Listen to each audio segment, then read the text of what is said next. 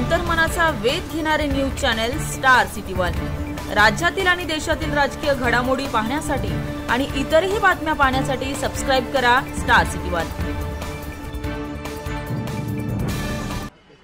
असं आहे की मी पहिल्या दिवशीपासून सांगतोय, बीडच्या प्रकरणामध्ये कोणालाही आम्ही सोडणार नाही। ज्याचा संबंध आढळेल, ज्या ज्या प्रकरणात आढळेल त्या प्रत्येकावर या ठिकाणी कारवाई करण्यात येईल। अतिशय कडक कारवाई करण्यात येईल। गुंडांचं राज्य आम्ही चालू देणार नाही।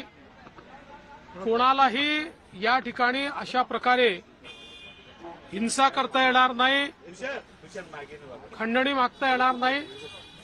या दृष्टीने तपास अतिशय गतिशील केलेला आहे आणि त्यामुळेच आज त्यांना त्या ठिकाणी शरणागती पत्करावी लागली आहे।